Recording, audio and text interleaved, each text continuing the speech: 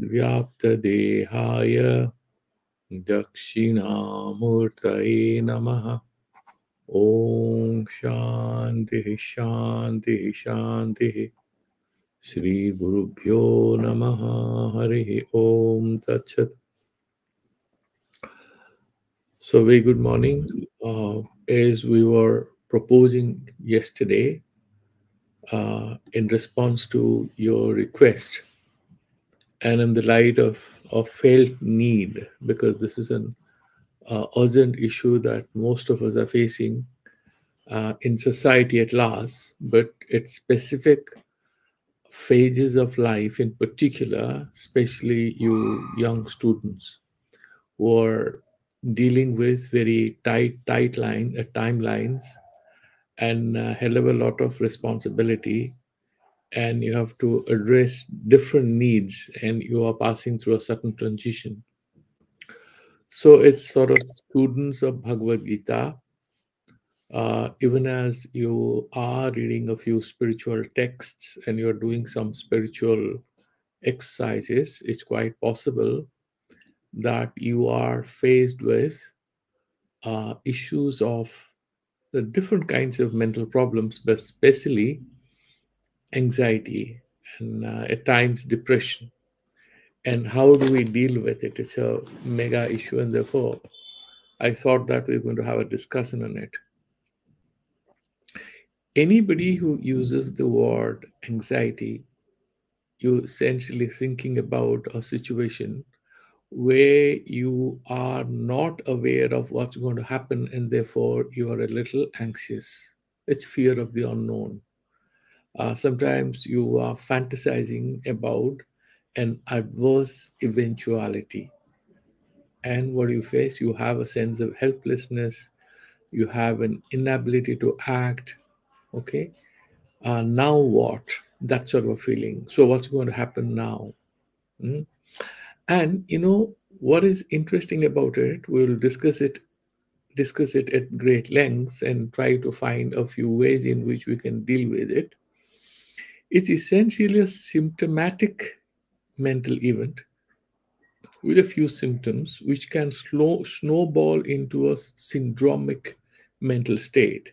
So it's like one isolated event, then that sort of builds up to a certain weather condition for your mind in which it has to operate. You know what I'm hitting at? You have maybe one variable going against you, you have one particular incidence. Any particular incident, you can deal with it. It's one off, it's like an accident. You had fever, you had cold.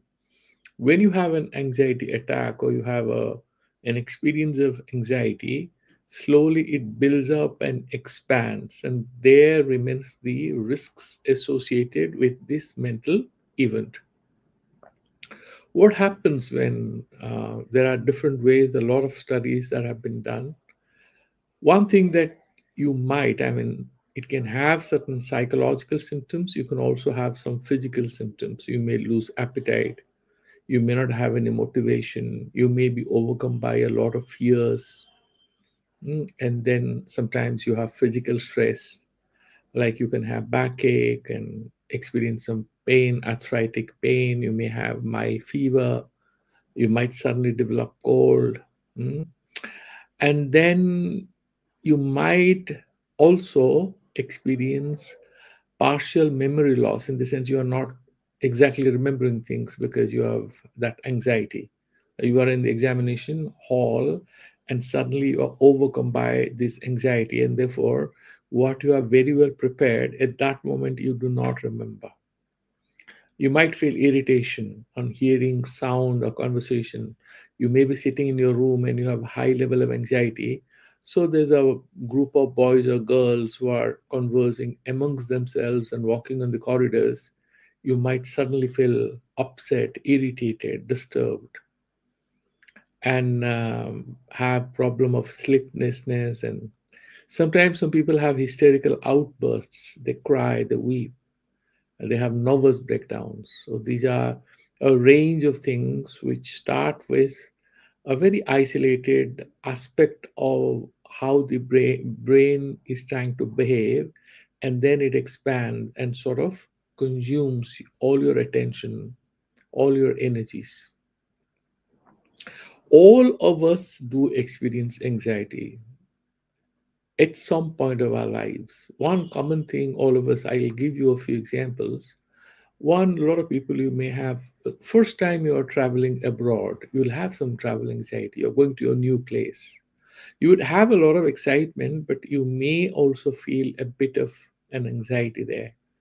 You know, and similarly, uh, because earlier maybe you had forgotten something, and because of that anxiety, you might drop off your boarding pass, you may miss your tickets, you may lose your purse, and then that negative experience at certain point of your life creates a condition for onset of anxiety in the event of another upcoming travel. We have already experienced huge health related anxiety in the recent corona epidemic. You know, I remember as a child, all of you must have. I once read a lot about tetanus, and then we lived in a small town in Orissa where there are a lot of those. There was a small town, but you could see horses and a lot of donkeys in that small town. And then you had read some stories that, if there is some sort of an injury and that point of injury comes in touch with droppings of the horses or donkeys, you might get tetanus. I mean, these are all popular beliefs or prejudices, and whatever that be. And then, I developed one's fear because I used to play football. Sometimes you get injured, and then there is this fear because there are a lot of horses roaming around in this football ground in some corner. Am I going to get tetanus? A lot of you must have felt different kinds of health anxieties. All of us suffered major health anxiety during the last corona epidemic. I remember when I was in school, some seniors of a medical college were coming to our hostel because they were there in that hostel earlier. There was a kind of a mass outbreak of depression and anxiety in the boys and girls hostels in a particular medical college in Orissa, because there was a kind of a spread of herpes, and there were a lot of new research being done, and some people thought it is a sexually transmitted disease, and there was a lot of anxiety amongst them. They confuse it could be like HIV/AIDS. Early days, you can have sometimes mental health anxieties looking at others, like somebody has a mental breakdown, your exams are coming, and you had some mild mental issue, and then looking at yourself, you think, am I going to have that? Sometimes, many times, you are a perfect person, but you are going to participate in a football match. You are the captain. You have a badminton match. You have a debate competition or any examination. You have performance anxiety. These are normal things that all of us experience. I tell you, when they become problematic, um, because you're not very sure about the outcome, and it's a lot of these boys and girls who are committing suicide in Kota, and a lot of people in their youth, they have issues finding a job in competitive examinations, they have breakdowns. And then, of course, you also have anxiety in marriages or in relations. It could be within a family with your siblings or your father, when you have a certain apprehension or some sort of a misgiving, or you're feeling ignored, or you might feel anxiety as to how you're being looked after by your partner, by your parents, especially if you're dependent on somebody who is supporting you, and suddenly you think that he's not happy with your behavior. So you can have relationship related anxieties. Job related, you're doing a job, you're doing a research project, you have a fellowship, you're in an university, and this has a certain timeline. You are not very sure whether you're going to get an extension of your fellowship, and how do you manage because you have taken a loan, you have bought a vehicle. All these sort of come together to put you in huge stress. Sometimes there are anxieties in spiritual life, like you're doing some sadhana or you're doing some japa. You may have anxieties about, am I chanting the mantra properly? Is he the right guru? Am I going to be exploited? You might meet a person who claims he has a lot of religious or occult power, all kinds of things. Because this is again a domain of the unknown. You can have a lot of apprehensions. You're sending a paper for publication, you get a rejection. You have tried 3 4 times. There's a certain deadline before you would like to have 4 5 papers published, because that enables you to get your PhD. And then you are not getting that thing published, so you are under pressure. Again, a source of anxiety. So what happens is that you have several types of anxiety disorders. So all these events, if we try to categorize, there is something what is known as GAD, or generalized anxiety disorder. Okay, all the events that I mentioned. So they cause some fear, they make you worrisome and a feeling of being overwhelmed, all these. So you can have excessive, frequent, unrealistic worry. Remember these words. These are unrealistic. I mean, there is some data as to why you should be worried. The problem is that you may have, let's quantify that data, which is a sufficient justification for your worries to be X. But let's imagine the standard average threshold is 5X. But you are having X by 5, and yet you are worrying as if you have 50X. That's what is anxiety. So you are much more anxious than data suggests that you should be worried.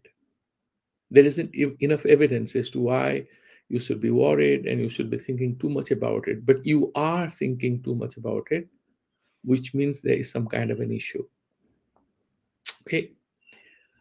um, there's another kind of anxiety which is called sort of agoraphobia, fear of open space. But in our context, it would be fear of going to an unknown place. So there are 5 boys and girls, and you're going to go to a party, and then one of them will drop out. She will not come because, like going to Rath Yatra, you're going alone, or you're going to a temple, unknown place, or big crowd, big conference. You might just avoid. So this inability to deal with something unfamiliar, new, you are just getting into a larger domain of life, and you may have some kind of an anxiety. Sometimes you have a classic case of a panic disorder. There would be no rational justification. You cannot explain it to yourself, but you're panicking. Let's imagine that's what happens to a lot of people writing these entrance examinations. So these students are prepared and they presume that they have done that chapter. They had studied it 4 weeks, 5 weeks, 10 weeks back. And suddenly they're trying to do one problem and he or she isn't able to do it. You open the book, you look at it. What do you see? You are not being able to do it. And you are not being able to remember the relevant equations, the formulae. What happens to you? Oh my God, that means I have to cover again 40% of that paper. You break down. You have a panic attack. मुझसे नहीं होगा. I can't do it. It can be about anything. Something is missing. Then you are trying to take that variable as a substantive and a definitive variable which is going to determine the nature of the outcome. You hold that variable singularly responsible, which can destroy your future. You have a panic attack. Then you can have specific fears and specific reasons for being anxious. And we have already discussed, some people are scared of dogs, some people, you can have any kind of anxiety. There, sometimes in your hostels, in workplaces, there could be one toxic person who is after your life. There could be these toxic elements who pull your leg, who put you down. In a family situation, So there are certain advices as to how to deal with it. Because what happens is that if you're going and sitting in a meeting, that fellow, because he's chasing you, will come and sit next to you. And they'll say, so what's going on? How are you studying? And you know that's going to happen. So the advice is you be the last one to go so you can choose where to sit. That fellow cannot sort of, chase you and sit next to you to trouble you. But you might just feel over anxious. How do I go there? Because that guy is going to be there and he's going to put me in trouble. It could be a teacher, it could be a classmate, it could be a senior, it could be another researcher. You may have these kinds of issues. These things are kind of repetitive. They can happen in family situations, relations, workplace, anywhere. Where you haven't chosen to interact, but you have to go through a framework of relationships in which that fellow's presence is not avoidable. He would be there or she would be there, and you have an anxiety. And then you can have, I mean, you have the social anxiety, um, how do people think about me? You may have a lot of shyness, but you may have a lot of anxiety about how do you look, how do you speak, are people going to make fun of you, and all kinds of things.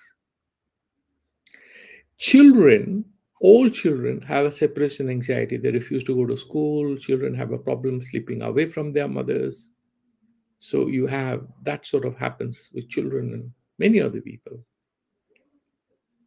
So, and there are certain situational problems as well, as we discussed.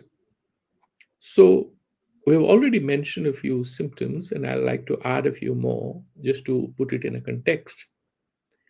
So, what are the things? How do you know that you're not experiencing something which makes you worried, but you are actually experiencing anxiety?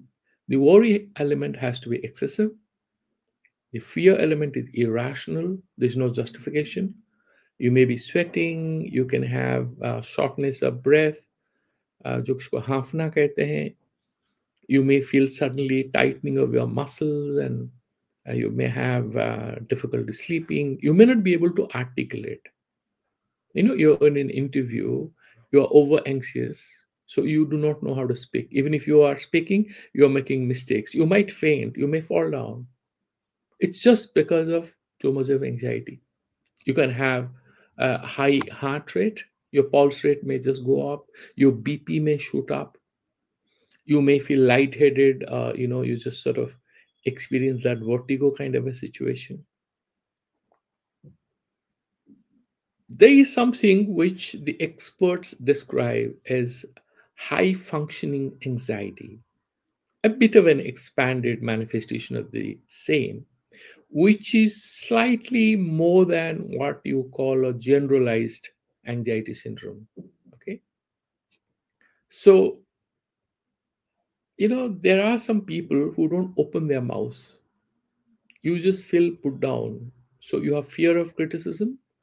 You may aggressively respond because you will have, we had a session on assertiveness training. So instead of being assertive, which is win-win and ethical, you may become passive aggressive, where you would, shoot back at a person who is telling you something, breaking down the conversation. And you might all the time have this feeling that people are going to make fun of you. And it's like with your children or with your juniors, your staff, you feel powerless. You are ordering somebody to serve you something in the dining room as a student, and you think that the guys who are in charge of serving food, they are more attentive to the more vocal students and they are ignoring you. And then you're feeling put down and you have psychological stress. And you have this feeling that nothing is going on all right. Some kind of a doom is kind of waiting in the corner for you. And you have to go through that dark patch of life. You have this fear. That sort of builds up in you a very dark psychological makeup. And then we have already discussed that physical symptoms of this. Why it's worrisome, why it requires attention is that this anxiety, unless we understand it, unless we try to address it, it can lead to behavioral changes in course of time. You will develop a pattern of, because whatever happens, there is some kind of a reactive coping strategy. Either it's a well thought out response or it's just a reaction. How do we react to anything? Based on our past sanskaras, psychological habits, our inherited beliefs. If we become conscious, then we are planning our response. If we are not conscious, if we do not understand what's going on with us, we just react and we are worse off. So, as we have already discussed, that avoiding people, avoiding places, procrastination, distraction, digression, you have a lot of negative escape routes which are not fruitful, which are not productive, which are not going to help you achieve what you want to achieve, and which is not having a good match with your own self perception. That will be cause for more depression, because now you're creating a wider gap between what you think you are and what you're exactly doing. Then you're suffering low self-esteem, you have a bad image of yourself, but you'd like to do this and you're losing your confidence more.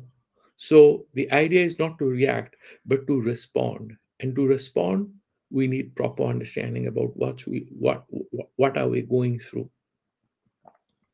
If we are trying to sort of make sense of it in a more scientific, because I tell you, if you browse the net and look at different departments and go to the Google Scholar or something like that, you will find chunks and chunks of research papers on this. None of this what I'm saying I'm inventing. I've just compiled things. So what happens is that, actually, why do we feel depressed in certain, like for example in the winters, if it's raining, it's cloudy, you might feel more anxious about a certain situation. That's why they say that you need to spend a little time in the sun, walk for a while, feel better. If you're not doing any physical activities, you're worse off. So definitely there's some kind of a, there are some neuro, transmitters in the brain, and there are certain hormones because of which there is some sort of a biochemical change which is happening in the brain, and that is producing a set of emotional responses in us. There are certain external triggers. The data is getting interpreted by the brain. Then comes the mind aspect where we are thinking about it. There are a few habits and stuff like that. But there is also a neurological understanding of it as to why we may behave in a certain way. Because there is where the antipsychotic drugs come in, the psychiatrists come in with their signs of how the brain can be corrected if something is going wrong. It feels depressed. And then they say that they also have studied, all the experts, that some sort of a change is sort of happening in the brain. So they try to sort of have a physicalistic interpretation of what's going on in us. A lot of research is going on. Some people believe that in certain cultures, um, anxiety is more prevalent than in in other cultural situations. Like for example, anxiety could be a major issue with young men than young girls because men feel more responsible. There are higher expectations from them. Similarly, you can also have certain genetic factors, certain biological factors. And then, as I mentioned, that in case of an epidemic, it's kind of a mass psychosis, mass fear. So there are a hell lot of issues which are coming into play. Now, because we are not actually holding a class in abnormal psychology, we are trying to have a spiritual satsang. Let's make sense of it. How do different spiritual approaches look at anxiety? How do they understand it? If you look at anxiety or whatever you call it, in whatever words you're trying to describe it, the major reason as to why you are suffering it obviously is because of an incorrect understanding. Rite jnanam na kaivalyam. That's what Vedanta says. Without a proper understanding. So, the Greek philosopher said the same thing: know thyself. If you properly understand yourself, you are less likely to be put down compared to if you have no idea about who you are and what's going on with you. Okay. So, at the bottom of it, it's basically avidya or ignorance, because you do not have a proper understanding that your depression is not you. Yes, you are feeling some anxiety, but you are not anxiety.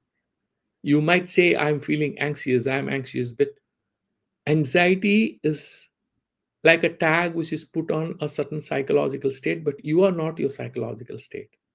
And that's what Vedanta tells us, that whatever you have is not you. You have a mind, you have a body, you have emotions. You're none of these. Asongo. I mean, you are the person who is non-related to any of these. You are that pure consciousness, and no different from the absolute infinite pure consciousness called the Brahman. So you can say that this is out of that ignorance. It has its explicit roots in the Vijnanamaya Kosha, some kind of a faulty understanding. It sort of manifests in the Manomaya Kosha, that there is some kind of a deficit in the understanding becomes evident in the range of emotions you feel in the Manomaya Kosha, and then it has this impact or effect on your Pranamaya Kosha and on your Annamaya Kosha. Look at it. Your functionality, your performance, th- these things have a lot to do with what? Your Pranamaya Kosha. Of course, also Manomaya Kosha and Vijnanamaya Kosha, but the level of your physical activity, how enthusiastic you feel, have a lot to do with your Pranamaya Kosha. And then you might feel physical stress and anxiety, backache, migraine, Annamaya Kosha. So they kind of are very, very interrelated. And then you have sleep disorder. It's also affecting, in a certain way, it can also affect the Anandamaya Kosha. So then you are seeing that there is a local disorder which becomes a generalized problem or disorder unless we understand and address it. The Buddhists have a slightly different but a very interesting way of looking at it, same Vedantic way, without use of the word Brahman or Atma. Let's look at it, which is simpler to understand. Is our self permanent? Now, for Vedanta, Atma is permanent, it's Nitya. But the Buddhists, by Atma, essentially are referring to the egoistic self. Is the egoistic self permanent? There's nothing permanent about ego. There's nothing permanent about what you are feeling, what you are doing, who you think you are. Because this is an interdependent set of variables we describe as a man or woman, sad person, happy person, interdependent set of variables. They're essentially inherited conditions and affinities or tendencies, out of which something in a particular flash, if you capture it, it looks like something. It looks like a person, it looks like a person who is happy or sad. And these are evanescent, they're changing in nature. They believe that if we can actually understand that fundamental reality is impermanent, by nature changing, then we will not be scared of what's happening, because it's here and it shall not be there. It's ever getting transformed. So it's essentially a flow of events and emotions and thoughts. There's nothing permanent about it. So one major root of fear is removed, because it's not a permanent enemy which is at your doorstep trying to trouble you, called depression or anxiety. Even this will pass away. Now, if we're using the language of yoga, the pancha kleshas. What are they? Avidya, asmita. Avidya is what? Ignorance. Asmita is egoism. Raga, dvesha, attraction and aversion. Avinivesha is that tadatmya adhyasa, that, a kind of clinging to that I'm going to be here, I want to hold on to this. And then because we are also doing Bhagavad Gita and you have already done it once, and that essentially because that phalavisandhi, obsession with the result, and egoistic karta bhokta, that kind of an imagination of who you are. I'm doing it because I'm going to be happier, I want to enjoy this. This is at the root of all kinds of mental issues that we have. If we can stick to what Bhagavan advises Arjuna in Bhagavad Gita, there will be very little room for either anxiety or fear. Arjuna sort of is hinting at Lord Krishna. If you are the Lord of the universe, not a blade of grass can be removed without your consent or approval. What should I do? Bhagavan says, don't you know what you are supposed to do? What should I do?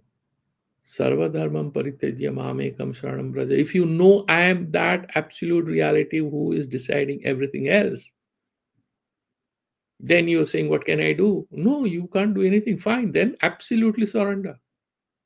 Then you don't have yoga kema vaham, and then I take care of you.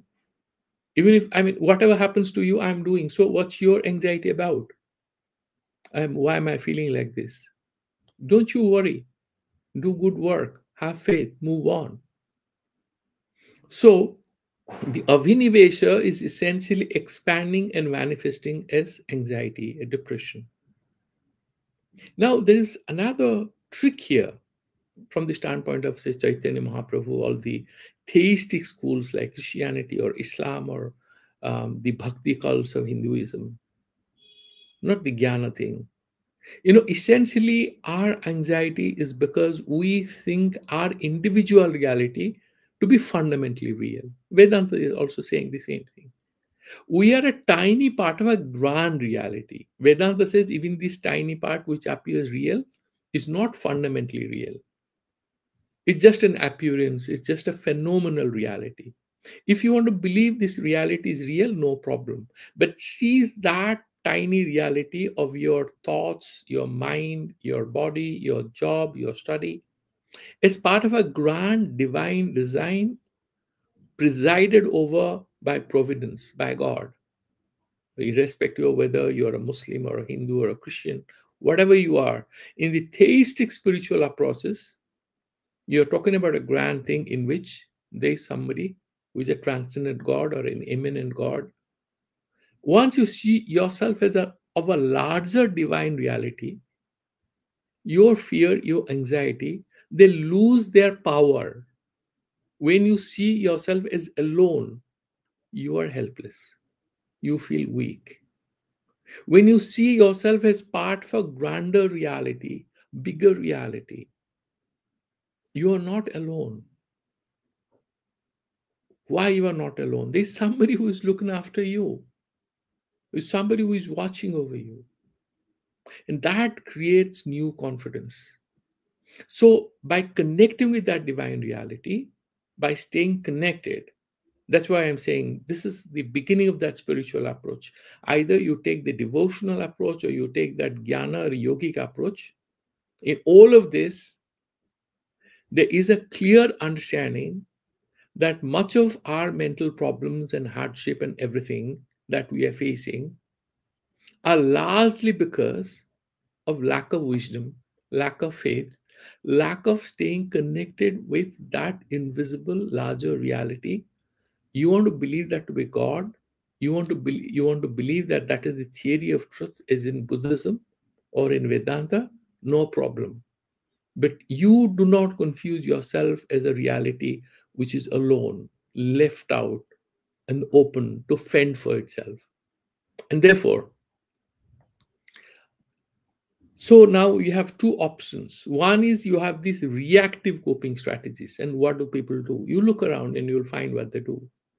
They indulge in what's called deflection, avoidance, search for relief, right? In digression, like you can watch a movie, you can play a game, you can do WhatsApp chatting, and then the problem comes back. Sometimes it works in the short run. Sometimes it's followed by a relapse. The enemy comes back to knock at your door again. And then sometimes you do more of the same. You become desperate, you become a little obsessive compulsive in your behavior because you want to handle it. I had made this mistake. Then you are putting too much of attention to address that problem. And in the process, you may actually commit the error much more likely. And some people get into physical activities. These are very useful, by the way. But you have to go to the root cause of all this, which is proper understanding and have a larger holistic spiritual approach. Some people in depression and all, they are advised and it's useful, like you should groom yourself, wear good clothes, go talk to people, have talk therapy. These are all useful, but not sufficient. These are a few minimum conditions that you need to fulfill.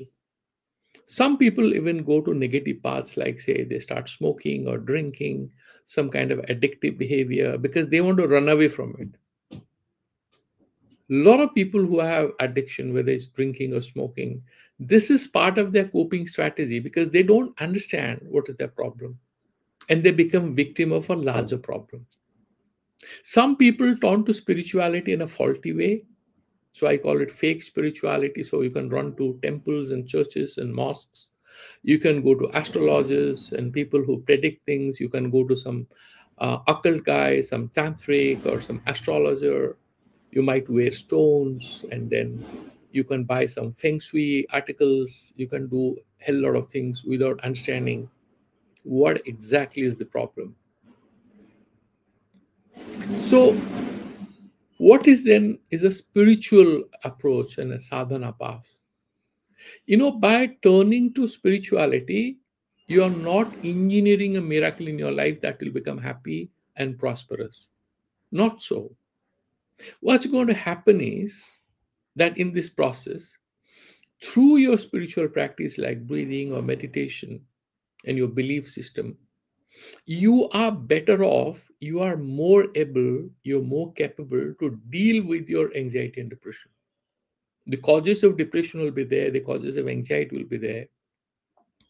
You are better tuned because now you are not alone. You believe in God or you believe in your sadhana and you're doing something and you feel better off. I'll give you a small example which will be easy to understand. There are two students. One guy woke up early morning, he did his yoga and sadhana and studied, and he goes to the class. And the professor asks him or her a question, he or she isn't able to answer this, and others laugh. There are two students. It happens to both of them.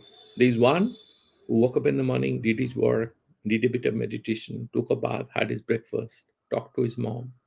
The other one woke up at 8:30 and went to the class.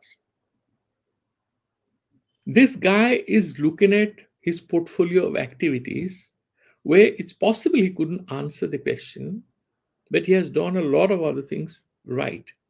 That gives him that psychological ability to smile it off, whereas the other one might feel put down. That's what I was trying to hint at. You have that inner strength which comes out of your spiritual practice. So it's not a waste of time. That's what I'm trying to sort of convey to you. Situation hasn't changed. But what has changed? The way you view it. You have a new understanding. Because your relationship with the symptoms, you have headache, you have restlessness, you are feeling anxious. These are the symptoms, right? But you now know who you are. You know you are not anxiety. And your relationship with these symptoms have sort of undergone some kind of change. And therefore, you are in a better position to handle them. So, a range of activities which we describe as spiritual practices could be praying, could be meditating, could be breathing, could be reading something. Through all that could be japa. But when you have a panic attack, japa will not work. I'll tell you in those things what to do. But generally, in a normal situation, these things you can do. But you have a panic attack, you have a serious psychosis, you need help. And then you realize in this course of time that, okay, there's so many sadhaks, they are all doing. So you stop indulging in what is called self-obsessing behavior, you become humble. You have that, what do you call it, that rigiditva, that simplicity, that humility. You cultivate these values in the course of your spiritual sadhana. You have a higher degree of tolerance, tolerance of adversity, tolerance of things which are not favorable. Your inner strength goes up even as your outer strengths may remain limited. Mark my words. And that's how you're better equipped to deal with these kinds of stresses. And through this holistic perspective, a lot of experts have done a lot of work on it and they have a lot of solutions to offer. One major solution, which is now being offered by a lot of people from art standpoint, I'll tell you what to do, but mindfulness is one key thing. Because what is this anxiety? It's kind of a messed up situation of the brain, of the mind. So you just need to clean it up and you need to service your mind. So you need to be mindful, focus on the personal thing. You are just obsessing with one particular event. This might break down, this may not work, and therefore my life is ruined. If you have a relook at your life, you'll realize that you have done very well in all the papers. One question you could not answer properly. Everyone thinks very highly of you. Everybody loves you. You look at all the variables, you realize, okay, it's just one brick which isn't good. 999 bricks are in the place, in their proper place. One or two bricks are here and there, and you are obsessed with that aspect. That is what helps when you become mindful. You open yourself up to the whole reality, not to one tiny part of it. Then, when you have these panic attacks and all, one thing is, I have told you earlier, when you cannot control your thoughts and concentration while studying, while meditating, okay, forget about your thoughts. Just focus in your breathing.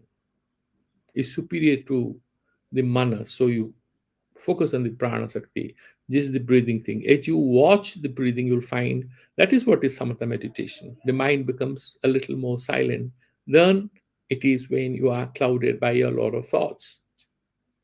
Physical activity and exercises are very useful, like you do some skipping and moving around, you do dance. In your room, you can just play some aerobics, you can do play some good spiritual, slow, whatever music you love. You play that music, do a bit of physical exercise, because there's going to be blood circulation. The system is going to be better prepared to deal with one particular set of biochemicals being produced in the brain. You want to stop that, divert your attention. When you have a bit of, and there are certain technical things which the psychiatrists and the counselors will help you with, called cognitive behavior therapy. And there are several tools. You can do some muscle relaxation techniques, like you can lie down on the bed and you focus in each and every part of the body, and you inhale and hold that breath and stretch that part so that there is flow of blood to that part and it gets re-energized. You can write down your diary every day. Write down whatever you're going through. How do you externalize it? Write about it. I feel this has happened, this is how I'm feeling. As you write down all these things, you feel much better and relaxed in course of time, because the moment you are writing down your story, you're also listening to it. And then you are detaching yourself from that emotional experience, and you are actually practicing Vedanta in the best way, that Tattva Bodha that you studied. And having visualization, you are caught up in a dark state of mind when everything is failing, nothing is going right. But then you look at all the things, you visualize what's going to happen. I'm going to do this, I'm going to do that.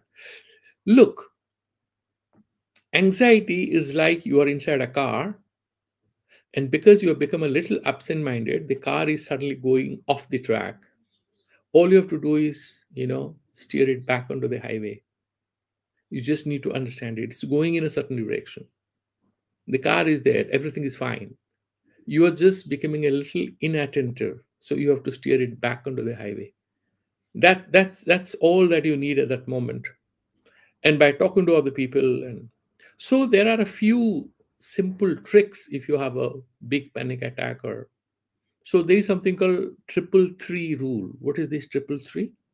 And they also call it 5 4 3 2 1 rule. Both of them are like two sides of the same coin.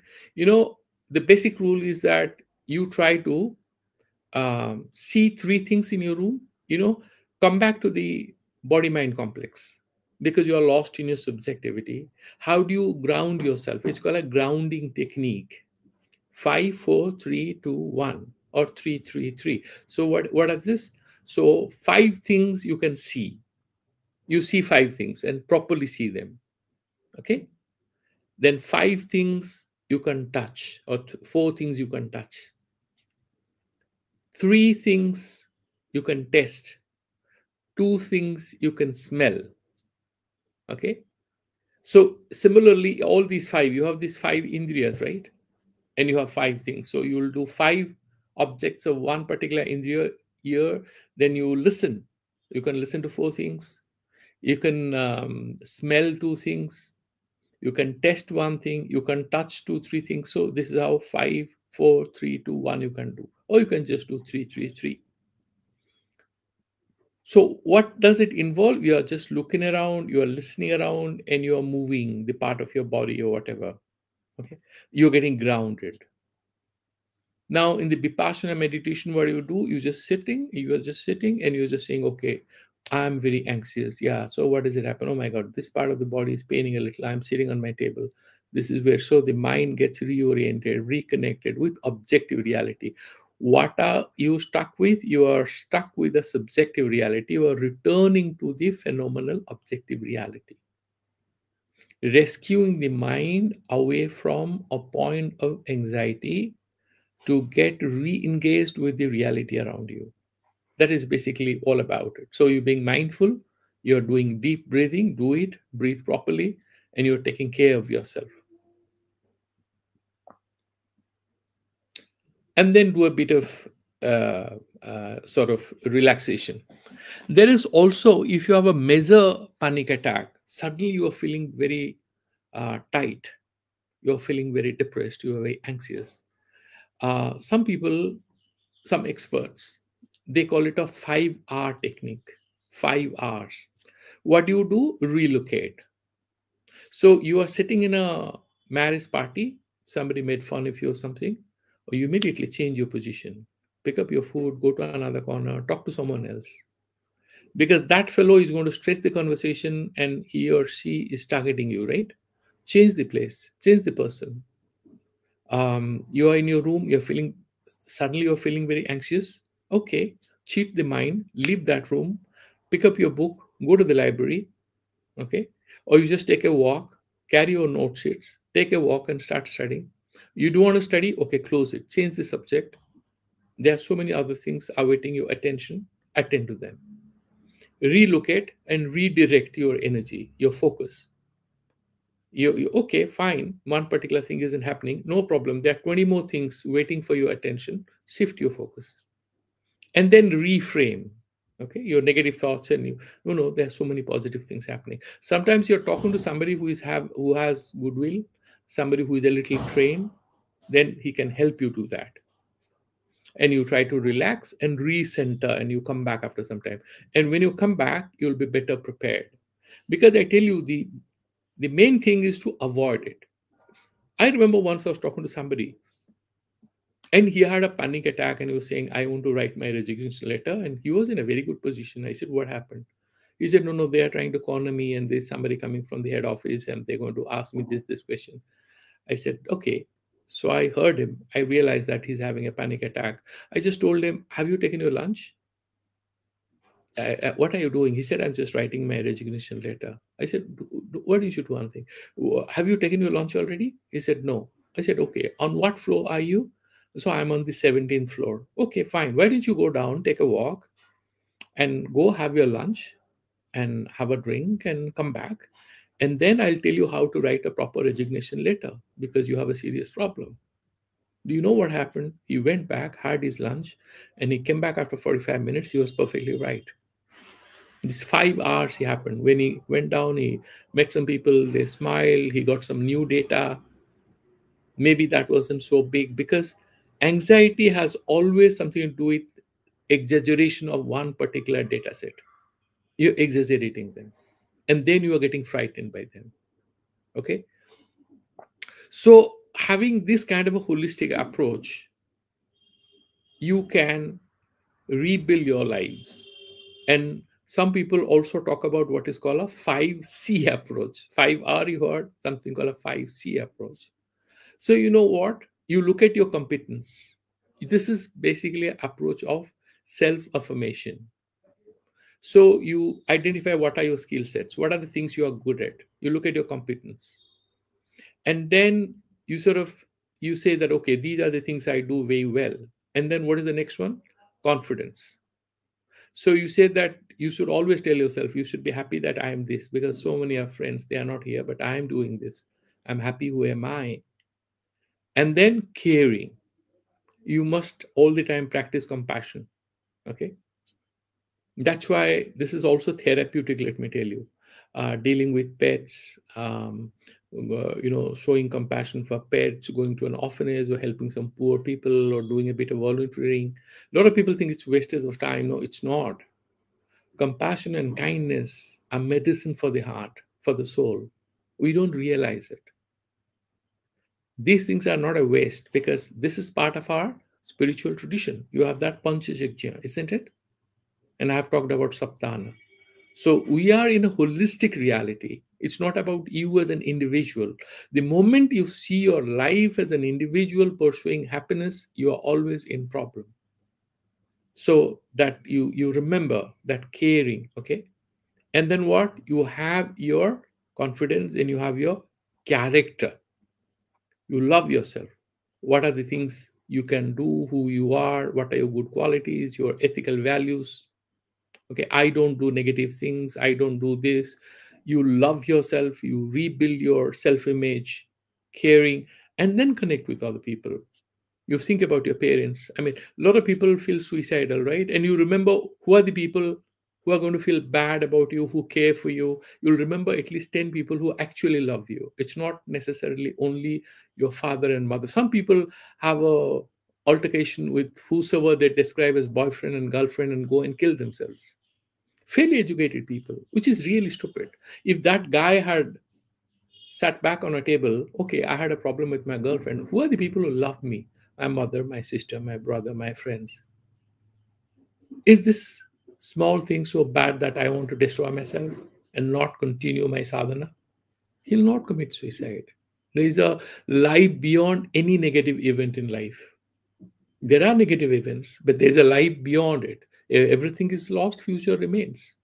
So, by coming back to these things, you can rebuild and you can strengthen yourself in a spiritual, holistic way.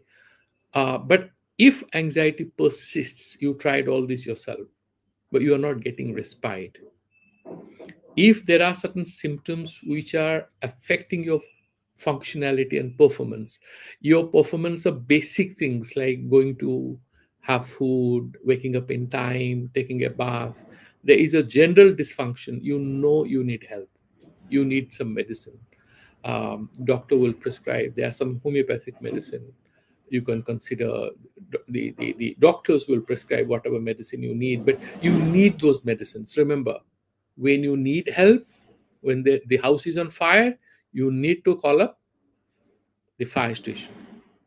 You need to call the fire station. You cannot sit at home and wait for fire to get extinguished. No, it's going to burn things down. Similarly, if you think you are undergoing some kind of stress, you cannot control it. Okay, call up your counselor, call up your spiritual counselor, your teacher, and they would tell you now it's time. You need to figure out and when to go. You realize that okay, I'm not going to postpone it. And I mean, there's so many stories where maybe the husband, the father, the brother, he says, would you like to? Because nobody wants to accept that there is an issue. That is a major problem. We don't accept that we have a problem. Once we know there's a problem, we'll look for a solution. So never feel shy, never feel afraid to seek solutions from people who can offer some help. That may not be the best solution. He may not be the best person, but you need somebody to talk to. You need some help. It's like when you are terribly hungry, what you're getting may not be the recipe you love, which suits your system. And yet, you need to eat something. You have to start somewhere. So instead of being a perfectionist, you need to go to whosoever is available. You need some help.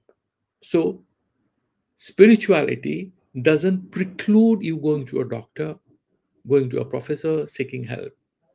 Talk to somebody whom you, and when you have all these issues, it's also important that you protect your privacy and you go to a person who is going to protect your privacy. That's a key ethical concern that you need to be aware of.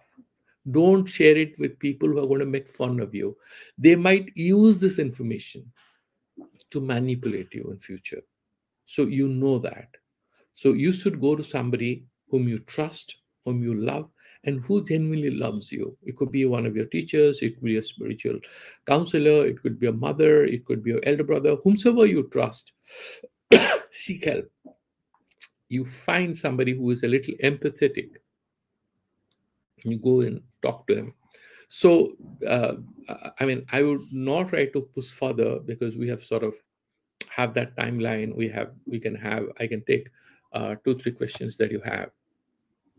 Anyone, any doubts, any questions?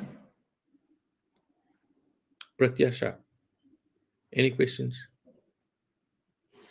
No, from Ajit. Okay. Anyone else? If you had any issues,